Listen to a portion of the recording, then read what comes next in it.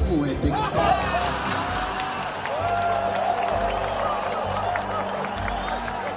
Memang etik itu mulainya dari kepala. Kalau kepala tidak mengikuti etika, apalagi yang di bawahnya. Jadi memang benar mulainya dari kepala, dan dengan begitu yang di bawah akan ikut. Enggak lah, saya kira masyarakat bisa menilai. Makanya saya berikan pesan kepada warga untuk kita pakai kalimat-kalimat itu. Dan tentu saja dibuka saja. Kalimat bagus, tidak black campaign, tapi negatif campaign boleh.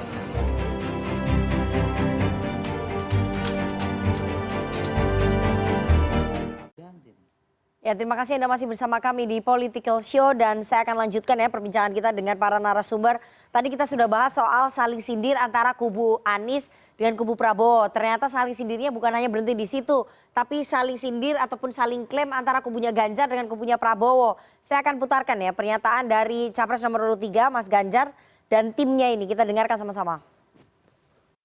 Dan ada salah satu capres yang mengatakan akan merevisi undang-undang IKN. Bagaimana tanggapan dari? Saya bukan capres itu. Tanggapannya Pak? Saya bukan capres itu. Tapi untuk mendukung kegiatan IKN saat ini? Sudah ada undang-undangnya, maka siapapun harus melaksanakan undang-undang itu. Tentang strategi terutama asosiasi Pak Jokowi ke Mas Ganjar, kami pikir itu yang sesuatu yang perlu kami perkuat ya. Jadi kalau teman-teman melihat visi misi yang ada di 8 gerak cepat Mas Ganjar, inti dari visi misi itu Indonesia unggul yang pada dasarnya membuat apa program-program strategis yang sudah dilakukan oleh Pak Jokowi, Mas Ganjar akan melakukannya lebih baik dan lebih cepat. Jadi cenderung tidak ada di visi misi kami yang mengatakan kami akan membatalkan program A, akan membatalkan program B.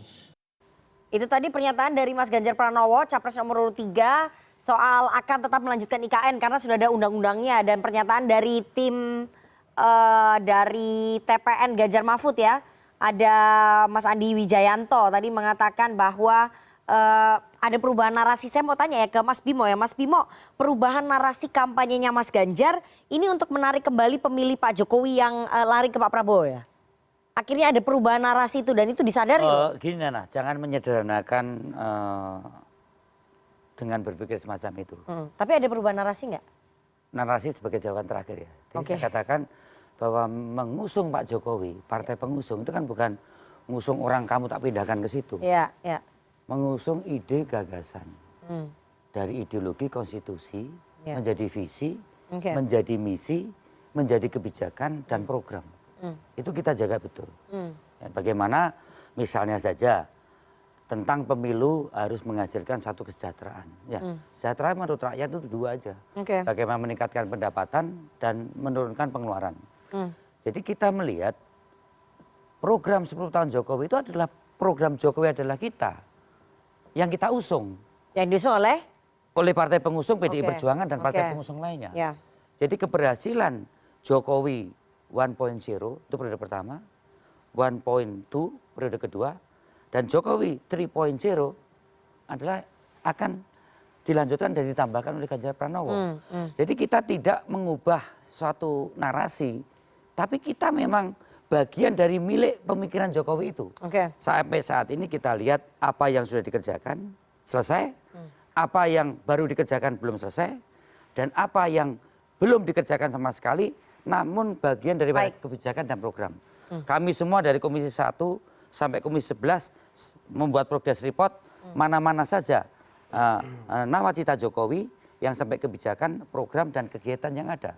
Inilah PR buat presiden berikutnya yang kita usung. Dalam hal ini adalah Ganjar Pranowo dan Pak Mahfud. Jadi bagaimana kita melanjutkan, menambahkan, memperkuat, mempercepat, itu adalah sesuatu yang sustain. Baik. Mas Bimo. Apa yang dimasalahkan? Oke, Mas Bimo. Tapi kan sebelum-sebelumnya ini kan ada kritikan terhadap kinerja pemerintahnya Pak Jokowi. Bahkan tuh disampaikan loh oleh Mas Ganjar bahwa skor penegakan hukum di eranya Pak Jokowi itu skornya 5.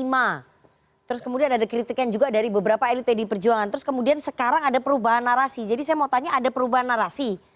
Tidak, kami kan melanjutkan dengan penambahan yang tentunya itu harus kita perkuat dan percepat. Tapi itu tadi disampaikan oleh Mas Andi Wijayanto, memang ada perubahan narasi. Bahwa ada hal-hal yang kemarin terkait dengan pencalonan Mas Wali Gibran dengan Pak Prabowo, memang ada goncangan terus terang, tidak hanya di dalam internal PDI, di istana saja terjadi goncangan. Baik itu staf sus, karena awalnya kan antara Pak Jokowi yang pertama kali mengusulkan Ganjar Pranowo adalah orang yang paling tepat untuk meneruskan program-program Jokowi untuk ketiga kalinya, periode ketiga. Ini kan bukan narasi awal muawal juga dari, mohon maaf, dari PDI awalnya, bukan dari PDI. Ya. Waktu itu rambut putih, berkerut, macam kan. Jadi awal muawal ide menarasikan Ganjar Pranowo sebagai penerus itu kan Pak Jokowi. Tapi ini strategi ini memang dilakukan untuk menarik pemilihnya Pak Jokowi ya? Nah ada. Mengasosiasikan Mas Ganjar dengan Pak Jokowi lagi. Ada kecenderungan bahwa pada saat kita berbeda pendapat dan beda pandangan soal masalah pencalonan Mas Wali Kota Gibran, memang ada konstruksi. Ini Pak Jokowi bagaimana ya? Satu pihak dia juga mengusulkan Pak Ganjar, satu pihak bahkan Pak Jokowi pernah menyampaikan bahwa yang bisa meneruskan program Pak Jokowi adalah Ganjar Pranowo. Bahkan dia ngomong langsung, kalau kamu nanti dilantik Pak Ganjar, langsung lanjutkan. Ya, terus? Jadi ada suatu hal yang membingungkan. Apalagi narasi MK, Mahkamah Konstitusi. Yang waktu itu publik atau wacana publik, kalangan rohaniwan, budayawan, intelektual, kita ambigu.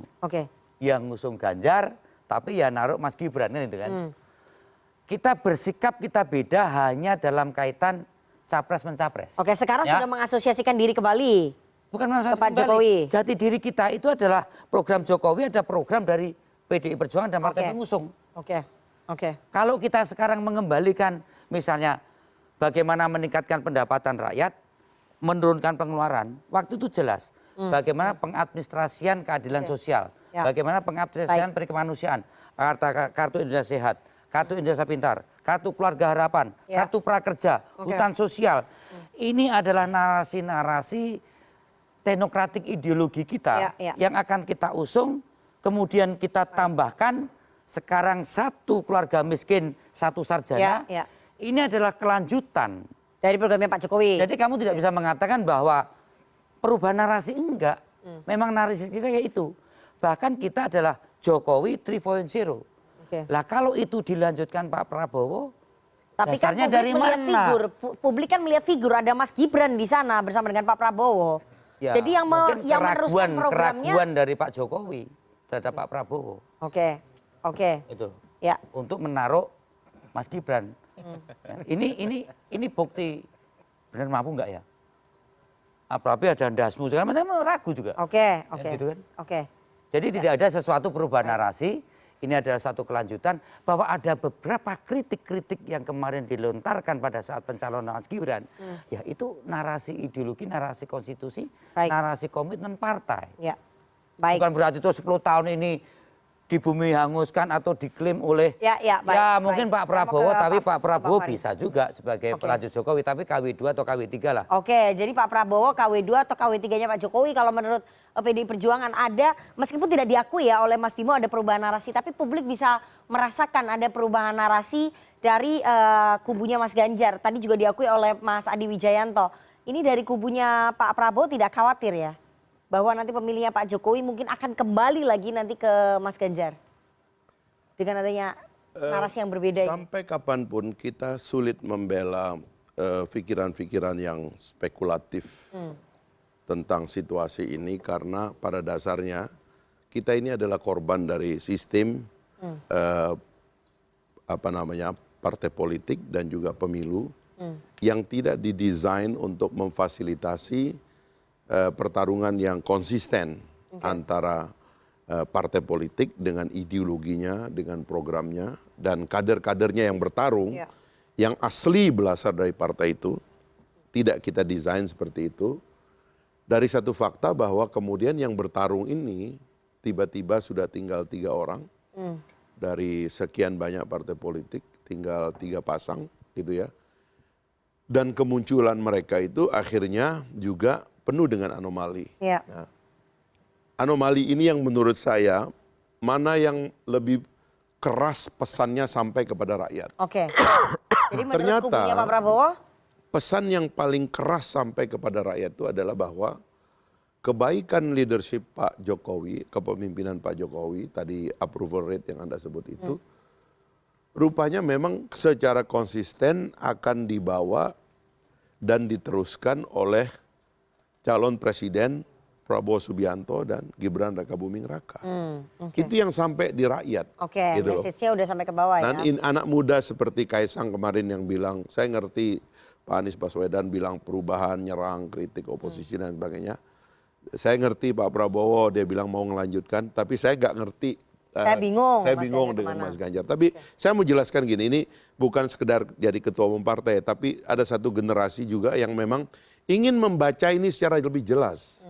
Sebenarnya ini yang kami, mohon maaf di Partai Gelora dari awal itu mengadvokasi agar pertarungan ini harus dilihat oleh rakyat dalam satu posisi berdiri yang kuat gitu loh. Yang sekarang ini posisi berdirinya paling kuat itu cuma Pak Prabowo dan Mas Gibran. Tidak saja karena dari awal Pak Prabowo adalah anggota kabinet, yang sekarang masih menjadi anggota kabinet, secara real mengatakan saya penerus Pak Jokowi, saya loyal kepada Pak Jokowi, nyaris tanpa Kan reserve. ada Pak Mahfud, anggota kabinet Tar dulu, juga. ini kan yang message-nya paling kuat ditangkap ya. Oke. Lalu kemudian ada Gibran yang sebenarnya kader PDIP ya, yang Anaknya tadinya Pak Jokowi. ya kan PDIP pernah ditawarkan untuk mencalonkan Mbak Puan dan Mas Ganjar sebagai wakil Pak Prabowo, tapi kemudian yang muncul adalah Gibran, kader PDIP dan anak biologis dari Pak Jokowi. Oleh publik itu ditangkap real sebagai yang melanjutkan. Ini dulu nih, Ya. ya, satu. Nah yang kedua kalau saya mau usulkan, ya ini nanti silakan ditanya kepada ahlinya nanti. Tapi ini kira-kira saran saya ya. Kalau kita mau real menunjukkan posisi yang jelas, let's make it clear bahwa posisi nomor 1 dan nomor 3 itu betul-betul harus dibikin clear. Ya nomor 1 kan. Kalau saya ya, ini yang mesti kita bongkar. Rakyat tuh ingin menonton satu pertarungan yang clear. Mumpung ini calonnya cuma 3. Kalau saya kan pakai teori harusnya putaran pertama calonnya banyak. Nanti putaran kedua baru calonnya tinggal 2. Tapi sekarang oke lah udah tinggal 3. Identifikasinya nggak terlalu rumit. Ya terus. Bikin tuh clear. Kalau menurut saya nih ya, yang membuat rakyat itu terlalu kuat kepada Pak Prabowo adalah karena mohon maaf, nomor 1 dan nomor 3 tidak jelas. Nomor 1 misalnya, bicara perubahan. Kenapa sih enggak? Ayolah sekarang Pak Surya Paloh, Habib Salim, Gus Muhaimin kita duduk. Kayaknya kita perlu tarung yang agak serius nih. Sebagai oposisi dan sebagai perubahan. Ayo kita bertarung agak real. Oke. Mari kita tunjukkan kepada rakyat bahwa kita mau sungguh-sungguh bertarung ini. Dan mempersoalkan semua ini yang bermasalah. Dan kita mau perbaiki semua ini. Dengan cara kita sendiri. Itu tapi surveinya Poltreking. Antitesis daripada itu. Tapi tadi surveinya Poltreking kan menunjukkan bahwa mayoritas yang tidak puas terhadap pemerintahannya Jokowi memang memilih paslon 1. Ya itu dia. Artinya kan message-nya sampai juga ya, ke sampai. masyarakat. Tapi kan kalau lebih clear message-nya kan jangan-jangan kuenya nambah. Oke. Kan ini yang harus dibikin clear. Sekarang ini ada kesulitan. Atau jangan-jangan Ya kan? memang masyarakat sudah terstigma karena memang anaknya Pak Jokowi. Bentar dulu, berpasangan ini dengan kita Pak Prabowo. dudukin satu-satu dulu. Karena ini proposal yang sebenarnya menarik kalau kita tawarkan gitu. Misalnya ya, kalau betul itu mau dilakukan, clear semua berada di luar, lalu dia bilang kita tempur sekarang secara terbuka. Oke. Tapi pertanyaannya, benar nggak sih kita ini punya mentalitas oposisi? Benar nggak pasangan nomor 1 itu punya mentalitas untuk melawan sebagai baik, oposisi yang baik. terbuka gitu loh. Oke. Ini baru 1 nih. Ya. Kepada nomor 3 juga demikian. Kalau memang posisinya itu mau dibikin jelas, bikin jelas. Kalau mau mengatakan kami adalah juga yang melanjutkan Pak Jokowi dan menerima semua proposal Pak Jokowi dan semua apa yang sudah dirancang oleh Pak Jokowi, katakan secara jujur. Oke. Jangan gesturnya macam-macam. Nah, menurut ini sebenarnya jujur nih, kita ngasih saran supaya pertarungan ini asyik. Oke, iya. Supaya jangan kita ngomentari endasmu, gimmick-gimmick, Iya. tapi konten gitu loh dari satu pertarungan Oke, baik. yang ingin ditonton oleh rakyat Indonesia. Baik, Gus Jazil. Jadi sebagai oposisi harusnya lebih clear menunjukkan sikap. Tapi ini survei Poltreking ini kurang clear apa gimana nih? Ya menurut Pak Fahri kurang clear. Menurut kami sebenarnya sudah clear Oke. bahwa dari awal pasangan Amin itu mengusung visi perubahan. Dan sebenarnya siapapun presidennya yang dilaksanakan kan konstitusi itu. Tidak ada yang berbeda. Yang berbeda adalah prioritas dan gaya kepemimpinan itu. Nah, dari awal pasangan Amin memang mengambil tema untuk perubahan itu, dan di mana poinnya? Poinnya adalah melakukan koreksi bahwa di setiap kebijakan yang akan dilakukan betul-betul dipikir impact keadilan dan kemerataan. Oke. Memang akhirnya kalau ngelihat dari hasil survei kan Pak Jokowi memang approval ratingnya tinggi. Ya itu jadi narasi perubahan akan laku nggak ketika approval ratingnya Pak Jokowi tinggi? Itu tantangan kami. Oke. Tapi So far berhasil nggak menurut? Ya kalau misalkan dibagi 3 kan di sini keberlanjutan dua-dua ini. Ya kan artinya tidak cukup satu putaran. Gitu. Nah sampai hari ini pun kan juga belum jelas ya. Kalau Pak Bimo bilang Pak Jokowi ini sebenarnya antara ide gagasan, pribadi sama KTA dan KTP-nya kan nggak bisa dipisah-pisahkan kan? Iya, iya. Iya kan? Tetapi bahwa di dalam kontestasi yang ada nggak bisa dibantah bahwa Mas Gibran meskipun beda kakaknya itu putranya Pak Jokowi. Nah, oleh sebab itu kami makin jelas mengambil posisi. Kami mengambil posisi ada ceruk sendiri ya? Ya, ada ceruk sendiri meskipun oleh lembaga survei tadi kan masih kecil. Nah itu tentu tantangan kami. Kalau Pak Fahri mendorong supaya kami jelas tadi kan, supaya kita makin kecil kan maksudnya. Nggak begitu juga publik di Indonesia gitu. Nah sama halnya juga, begitu misalkan pasangan nomor 3 ngambil posisi yang tegas, mau tegas di mana? Oh hari ini Pak Jokowi masih kadernya? Atau bukan? Kan masih hari ini masih jelas kadernya gitu kan. Apa yang mau dipertegas di situ? Oleh sebab itu kami melihat pasangan Amin bahwa memang dari awal yang bekerja di depan publik itu hanya 2 poros, poros perubahan dan poros keberlanjutan. Nah poros perubahan itu diwakili oleh Amin dan poros keberlanjutan lebih banyak plus minus diwakili oleh Pak Prabowo hari ini. Karena berubah akhirnya kan. Dari yang awalnya rambut putih berubah ke anak ya. Apa gitu istilahnya gitu. Jadi kan berubah biasa, itu dinamikanya biasa saja gitu. Dan itu justru tantangan buat kami gitu. Tantangan, dan sampai hari ini kan memang masih katakanlah ya pelan kenaikan kami kan. Pelan tapi ada kenaikan. Ada trennya. Nah, sementara kan Pak Bimo pelan, trennya turun, gitu kan? Jadi ya itu kan biasa begitu kan, namanya dinamika. Ya. Saya mau ke Mas Adi. Mas Adi, bagaimana kemudian Anda melihat perubahan narasi yang tidak diakui ya oleh Mas Bimo, tapi diakui nih oleh timnya yang lain. Jadi bagaimana Anda melihat ada perubahan narasi dari kubunya Mas Ganjar, kemudian konsistensi narasi perubahan dari kubunya Mas Anies dan keberlanjutan dari kubunya Pak Prabowo? Ya sebenarnya bukan perubahan narasi yang saya tangkap, tapi soal bagaimana model komunikasi publik yang disampaikan oleh kubu Ganjar ya. Dulu kan memang agresif, dia direct misalnya mengkritik soal MK-MK, soal etik, tentang indeks demokrasi yang dianggap turun. Saya kira kalau soal demokratisasi dan seterusnya masih dikritik itu oleh Ganjar dan para pendukungnya. Yang saya sebutkan agak sedikit berubah model komunikasinya adalah karena sudah tak lagi agresif menyerang Pak Jokowi. Dulu seakan-akan Jokowi itu sudah dianggap outsider. Ketika sudah kelihatan merestui Kaisang untuk bisa maju bersandingan dengan Prabowo Subianto. Maka iya Gibran maksud saya. Jadi tak mengherankan kalau kemudian kritiknya itu bertubi-tubi. Ini muncul dari semua elit PDIP serentak dari ujung sampai ke ujung. Tapi belakangan sepertinya itu mungkin dinilai kontraproduktif juga. Karena apapun PDIP per hari ini dengan Pak Jokowi itu tidak bisa jalan. Meski kita tahu iman politiknya pasti beda kan begitu Pak. Tapi itulah yang sebenarnya itu yang saya sebut sebagai model perubahan komunikasi politik yang berubah. Bagaimana caranya? Yaitu dengan terus mengidentifikasi Jokowi adalah bagian dari Ganjar dan terus menjadi bagian dari PDIP. Karena model komunikasi yang cukup ofensif terus mengkritik Pak Jokowi itu sama halnya membuka aurat sendiri kepada publik sebenarnya.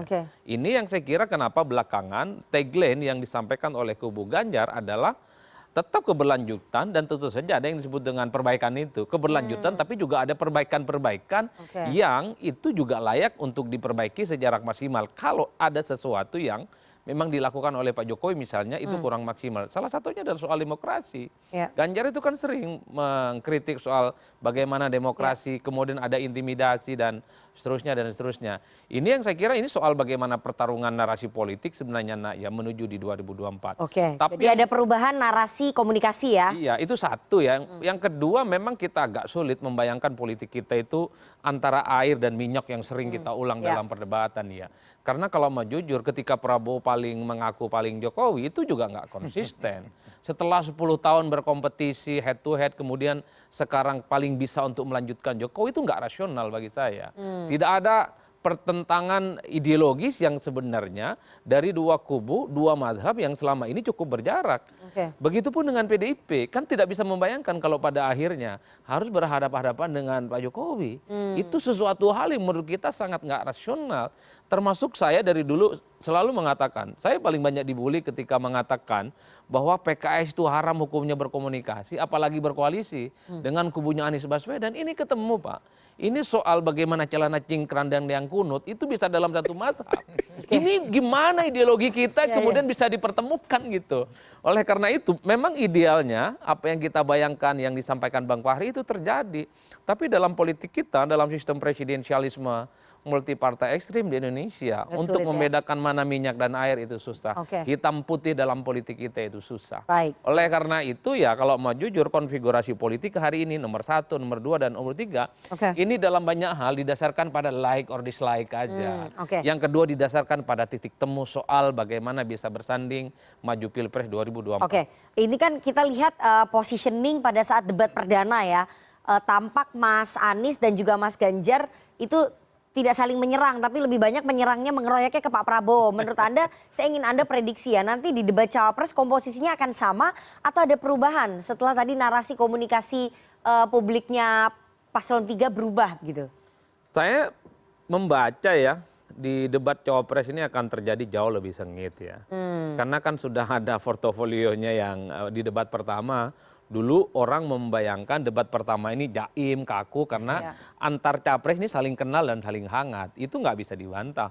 Tapi ketika misalnya Ganjar nyerang, Anies juga nyerang, bahkan terkesan Prabowo ini kan dikeroyok ya. Dengan kritik-kritik yang cukup luar biasa, ini menegaskan bahwa di sisa perdebatan selanjutnya, ini nggak mungkin adem ayem. Yang dibayangkan oleh publik adalah apakah Pak Mahfud yang seorang profesor, sekarang Menko Polhukam bisa tidak misalnya dialog terbuka dengan Gibran apapun itu tentang investasi, tentang ekonomi dan hal apa saja yang sudah dilakukan di Solo selama 3 tahun. Syukur kalau misalnya agak nyentil-nyentil. Katanya Pak Mahfud ini adalah orang yang peluru tanpa kendali. Ya itu yang kita tunggu Pak. Berani dia tidak mengkritik Mas Gibran yang notabene-nya adalah anak Pak Presiden. Anak bosnya lah ya. Anak bosnya.